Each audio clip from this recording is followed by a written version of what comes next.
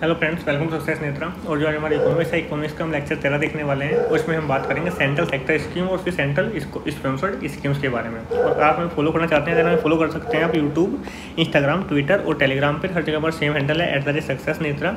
और अगर आपकी कोई भी सजेशन है या क्वारी है हमारे लेक्चर के रिगार्डिंग, देन आप हमें मेल कर सकते हैं successnetra@gmail.com पर। आपको जो सजेशन है उनको कंसिडर किया जाएगा। तो चलिए देरी ना शुरू करते हैं हमारा आज का लेक्चर।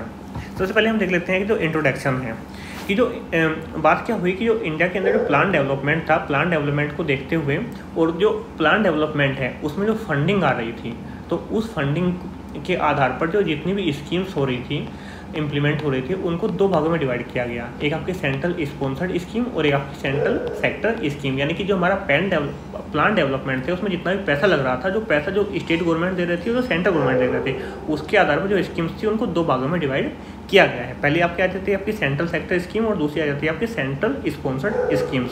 जो आपकी सेंट्रल सेक्टर स्कीम है, यानी कि इसमें आप देख रहे हैं सेंट्रल इसमें सेक्टर के रूप में काम कर रहा है।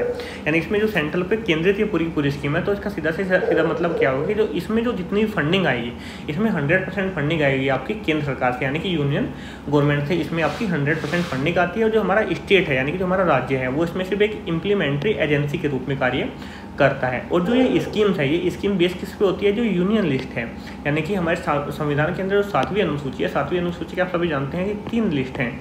एक आपकी है पहली आपकी यूनियन लिस्ट, दूसरी है आपकी स्टेट लिस्ट और तीसरी आपकी कंकरेंट लिस्ट, यानी कि आपकी संघ सूची, राज्य सूची और फिर समवर्ती सूची। संघ सूची के अंदर क्या होता है? सिर्फ केंद्र सरकार कानून बना सकती है। राज्य सूची के अंदर सिर्फ राज्य सरकार कानून बना सकती है। और जो आपकी समवर्ती सूची यानी कि जो आपकी कंकरेंट लिस्ट है, उसके अंदर केंद्र सरकार और राज्य सरकार दोनों कानून बना सकते हैं। तो ये आपकी होती है। तो इसमें जो 7th शेड्यूल है आर्टिकल हमारे संविधान का, तो उसके अंदर जो यूनियन लिस्ट है, उसके जो सब्जेक्ट होते हैं, उसके ऊपर जो स्कीम बेस्ड होती हैं वो आपकी होती है सेंट्रल सेक्टर स्कीम। इसमें 100% फंडिंग आएगी आपकी सेंट्रल गवर्नमेंट से, और जो इम्प्लीमेंट्री एजेंसी के रूप में कार्य करेगी वो आपकी करेगी स्टेट गवर्नमेंट। अब बात करते हैं सेंट्रल स्पॉन्सर्ड स्कीम्स के अंदर।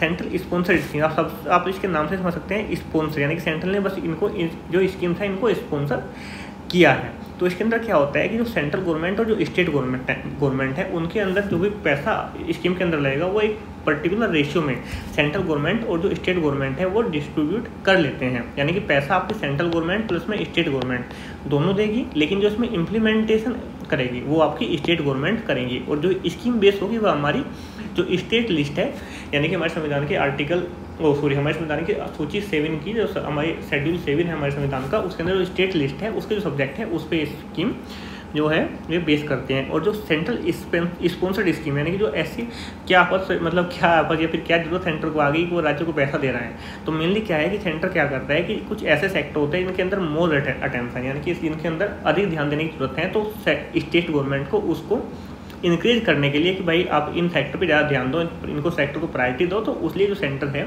सेंट्रल गवर्नमेंट उनको पैसा देती है, इन स्कीम को स्पॉन्सर करती है। तो बेसिकली दो चीज़ें आपको क्लियर हो गई होगी, सेंट्रल सेक्टर स्कीम क्या होती है और सेंट्रल स्पॉन्सर्ड स्कीम्स क्या होती है। अब देख लेते हैं हम जो सेंट्रल स्पॉन्सर्ड स्कीम है कितने प्रकार की होती है। मेनली 2 प्रकार की होती है, एक आपकी कोर स्कीम्स होती हैं, एक आपकी ऑप्शनल स्कीम होती हैं। जो स्कीम है ये बेस किस पे है? जो फंडिंग है, यानी कि जो इनका डिस्ट्रीब्यूशन है ये फंडिंग के बेस पे अगर हम डिस्ट्रीब्यूशन करेंगे तो देन आपकी होगी ये 2 प्रकार की, आपकी कोर स्कीम और आपकी ऑप्शनल स्कीम। जो कोर स्कीम होगी, कोर स्कीम के अंदर सेंट्रल गवर्नमेंट और जो स्टेट गवर्नमेंट का जो रेशियो रहेगा, अगर हम बात करेंगे नॉर्थ ईस्ट और हिमालय राज्यों की, तो इसमें जो आपकी सेंट्रल गवर्नमेंट देगी वो 90% पैसा देगी, और जो आपकी स्टेट गवर्नमेंट है वो आपकी देगी इसमें 10% पैसा, नॉर्थ ईस्ट और हिमालयन राज्यों के लिए।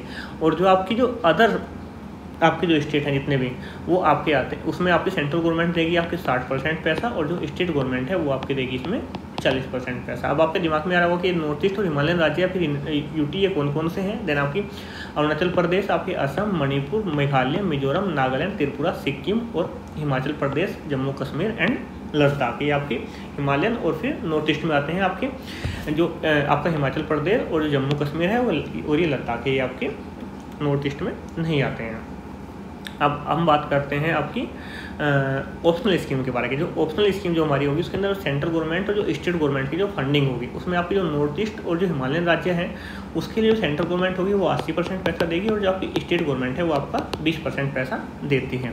और आपकी जो अदर स्टेट है जिनमें उसमें दोनों का हिस्सा बराबर रहता है, यानी 50% ही आपका सेंट्रल गवर्नमेंट देंगी और 50% ही आपका स्टेट गवर्नमेंट इसमें पैसा देती है।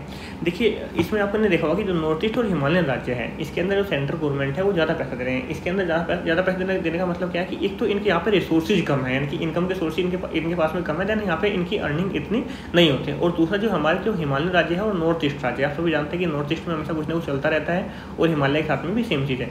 ये हमारे लिए स्ट्रेटेजिक इंपोर्टेंस के हमारे ये स्टेट होते हैं। तो देन यहाँ पे इसकी ध्यान देना सेंट्रल गवर्नमेंट की एक मॉरल रेस्पॉन्सिबिलिटी भी है। अब बात करते हैं हमारी ये थी हमारी फंडिंग के बेस में इनका डिस्ट्रीब्यूशन। लेकिन अगर हम इनकी वर्क जो इनके प्रोसेस है, इनकी जो कार्य प्रणाली है उसके बेस पे हमें जो सेंट्रल स्पॉन्सर्ड स्कीम है उसका डिस्ट्रीब्यूशन करेंगे तो ये दो प्रकार की होगी। एक आपकी होगी कोर स्कीम्स और एक होगी आपकी कोर ऑफ द कोर, यानी कि जो कोर स्कीम है उनके अंदर भी जो कोर स्कीम है, यानी कोर के अंदर भी जो कोर स्कीम है, दो प्रकार का इनका डिस्ट्रीब्यूशन किया गया है। तो सबसे पहले हम बात कर लेते हैं core of the core schemes. जो core of the core schemes हैं इसके अंदर पहली हमारी स्कीम्स आती है नेशनल सोशल असिस्टेंट प्रोग्राम। ये लॉन्च किया गया 1995 के अंदर। ये टोटल हमारी 6 हैं। Core of the core schemes हमारी टोटल अभी तक 6 हैं। अब बाकी आप जब भी आप एग्जाम देने जा रहे हो तो एक बार इनको देख लीजिएगा कितनी इनमें कोई एड ऑन हुआ है या फिर माइनस हुआ है, एक बार इनको देख के जरूर जाइएगा। तो अभी तक 6 हैं आपकी national social assistant programme. Then ये लॉन्च हुआ था 1995 में और जो इस वर्क करता है, इस पेंशन के फील्ड में वर्क करता है। इसका मेन ऑब्जेक्टिव क्या है? इसका मेन ऑब्जेक्टिव है social security and welfare programme को चलाना, यानी कि जो हमारे एज्ड पीपल हैं, जो हमारे विडो हैं, विधवा हैं या फिर डिसेबल पर्सन हैं, हमारे जो पॉवर्टी लाइन से नीचे जो लोग रहते हैं उनके लिए सोशल सेक्टर और जो वेलफेयर के प्रोग्राम उनको प्रोवाइड कराना है और उसके लिए पेंशन के रूप में उनको कुछ न कुछ फाइनेंशियल एड इनको देते हैं। तो ये आपका हो गया नेशनल सोशल असिस्टेंट प्रोग्राम। अब हम बात कर लेते हैं Mahatma Gandhi national rural employment guarantee योजना। इम्पोर्टेंट है, इसको हम बोलते हैं मनरेगा। मनरेगा भी इसी को बोला जाता है। ये लॉन्च किया गया था 2005 से 2006 के बीच में। किसने लॉन्च किया था इसको? उस समय हमारे जो प्रधानमंत्री थे श्री मनमोहन सिंह, उन्होंने इसको लॉन्च किया था। ये किस सेक्टर में काम करता है? ये काम करता है रूरल एम्प्लॉयमेंट के सेक्टर में। उसका जो ऑब्जेक्टिव क्या है? इसका ऑब्जेक्टिव है कि एक फाइनेंशियल ईयर के अंदर जो भी रूरल हाउस होल्ड के एडल्ट मेंबर्स हैं, युवा जो मेंबर हैं, उनको एक फाइनेंशियल ईयर में कम से कम 100 दिन का हमको एम्प्लॉयमेंट गारंटी करता है। और जो एम्प्लॉयमेंट होता है ये आपका अनस्किल्ड मैनुअल वर्क होता है ये आपका, ठीक है। यानी कि एक फाइनेंशियल ईयर यानी कि आपका जो है मार्च से लेकर अप्रैल के बीच में कोई भी अगर कोई एडल्ट हाउस होल्ड है उसको 100 दिन का मिनिमम अनस्किल्ड जो ये है वर्क ये गारंटी किया जाता है मनरेगा के अंतर्गत। अब बात करते हैं अम्ब्रेला स्कीम्स फॉर तीसरे नंबर पर आता है आपकी umbrella scheme for development of ST, यानी कि जो हमारी शेड्यूल कास्ट है उनके डेवलपमेंट के जो स्कीम्स चल रही हैं। Umbrella scheme for development of ST, यानी कि जो हमारे शेड्यूल ट्राइब्स हैं उनकी डेवलपमेंट के लिए स्कीम चल रही हैं। फिर umbrella schemes for development of minority, यानी कि जो हमारे देश में माइनॉरिटीज़ हैं उनकी डेवलपमेंट के लिए जो प्रोग्राम चल रहे हैं, जो स्कीम्स चल रहे हैं। फिर आ जाती है आपकी national schemes for development of other vulnerable groups, जो आपकी अदर वनरेबल ग्रुप्स हैं। इसके अंदर आपके चिल्ड्रन आ जाएंगे, प्रेग्नेंट वुमेन आ जाएगी, एल्डरली पीपल आ जाएंगे, माइग्रेंट आ जाएंगे, रिफ्यूजी, ऐसे ये सब लोग अदर वनरेबल ग्रुप के अंदर आते हैं। अब आप सोच रहे हो कि जो अम्ब्रेला स्कीम्स हैं वो क्या होती है? अम्ब्रेला स्कीम्स का मतलब क्या है कि देखिए ये बहुत सारी स्कीम्स हैं, ये बहुत सारी स्कीम्स चल रही हैं। तो अम्ब्रेला क्या होता है?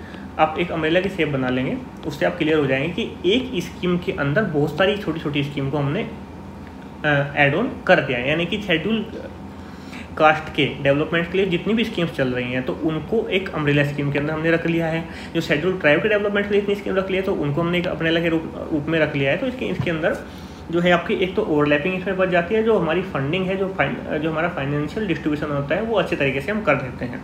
तो मेनली 6 आपकी स्कीम होगी आपकी कोर ऑफ द कोर। पहले आपकी होगी national social assistant programme, second होगी आपकी सेकंड हो गई आपकी मनरेगा, और थर्ड, फोर्थ, फिफ्थ और सिक्स्थ हो गई आपकी जो डेवलपमेंट प्रोग्राम है SC, ST, माइनॉरिटीज और फिर वनरेबल ग्रुप के लिए। अब बात करते हैं जो हमारी कोर स्कीम्स हैं। कोर स्कीम्स हमारी कौन सी है? सबसे पहले हम बात करते हैं ग्रीन रिवोल्यूशन की, यानी कि हरित क्रांति। ये कब आई थी? 1950 से 1960 के बीच में। इसका मेन ऑब्जेक्टिव क्या था? आपकी जो फूड ग्रेन्स है, यानी कि जो फूड ग्रेन्स की जो प्रोडक्शन है उनको इंक्रीज करना था। सेकंड हम बात करते हैं व्हाइट रिवोल्यूशन, श्वेत क्रांति 1970 के अंदर आई थी। इसका जो मेन काम था वो था जो मिल्क प्रोडक्शन है उसको इंक्रीज करना था। थर्ड हम बात करते हैं ब्लू रिवोल्यूशन की, यानी कि नीली क्रांति। ये आई थी 1985 से 1990 के बीच में। इसका जो हमारा फिश है, यानी फिश प्रोडक्शन को हमको इंक्रीज करना था। सेकंड था हमारी जो फोर्थ है वो है आपकी किसान सिंचाई योजना। जो किसान सिंचाई योजना है इसके अंदर क्या है कि 2015 में शुरू की गई थी। जो हमारे फार्मर्स हैं उनके लिए इरिगेशन के जो इक्विपमेंट यानी सिंचाई के जो साधन उन पे हमको सब्सिडी प्रोवाइड करानी है। फिर आ जाती है पीएम ग्राम सड़क योजना। ये 2000 के अंदर शुरू की गई थी। इसका जो ऑब्जेक्टिव वो क्या है कि जो हमारे गांव है दूर दराज के, उनके लिए हमको जो बेटर रोड कनेक्टिविटी सभी जो हमारे मौसम है ऑल वेदर, यानी बारिश हो, सर्दी हो, गर्मी हो, सब मौसम के लिए ऑल वेदर रोड कनेक्टिविटी इसका मेन ऑब्जेक्टिव है। फिर आ जाती है हमारी पीएम आवास योजना। जो पीएम आवास योजना है इसका जो ऑब्जेक्टिव है अफोर्डेबल हाउस फॉर ऑल, और ये 2015 के अंदर लॉन्च की गई थी। फिर आ जाती है हमारी सातवीं कौन सी है? जल जीवन मिशन। जो जल जीवन मिशन है इसका मतलब है कि सेफ ड्रिंकिंग वाटर सभी को प्रोवाइड कराना है टैब के द्वारा। 2015 के अंदर में लॉन्च की गई थी, यानी कि हर घर नल आप इसको एक तरह से बोल सकते हैं। जो हमारा स्वच्छ भारत मिशन है इसके बारे में आप सभी जानते हैं। इसका जो ऑब्जेक्टिव है कि हमको ओपन डेफिकेशन से फ्री करना है अपनी कंट्री को, और जो हमारा जो वेस्ट मैनेजमेंट है, सॉलिड वेस्ट मैनेजमेंट, उसको हमको इम्प्रूव करना है। 2014 के अंदर में लॉन्च की गई थी। हमारा जो नेशनल हेल्थ मिशन है इसके बाद में नेशनल हेल्थ मिशन 2005 के अंदर में लॉन्च किया गया था। इसका है कि हमको एफोर्डेबल और जो क्वालिटी हेल्थ केयर सर्विसेज है वो अपनी कंट्री के जो सिटीजन्स हैं उनको प्रोवाइड करानी है। मिड डे मील के बारे में भी आप सभी जानते हैं, 1995 में शुरू की गई थी। इसका जो मेन ऑब्जेक्टिव है जो हमारे स्कूल एरिया के जो चिल्ड्रन है, यानी कि ऐसे बच्चे जो स्कूल जाने की जिनकी उम्र है, उनको न्यूट्रिशनल फूड प्रोवाइड कराना है। और फिर बात कर लेते हैं हम आयुष्मान भारत की। आयुष्मान भारत जो 2018 के अंदर में शुरू की गई थी, और उसका जो मेन ऑब्जेक्टिव है वो है कि जो लो इनकम ग्रुप है, जो लो इनकम अर्नर्स हैं, उनको हमको हेल्थ इंश्योरेंस प्रोवाइड कराना है। तो ऐसी बहुत सारी स्कीम्स ऐसी चल रही हैं। इसमें जो मेन स्कीम है मैंने कवर अप किया है।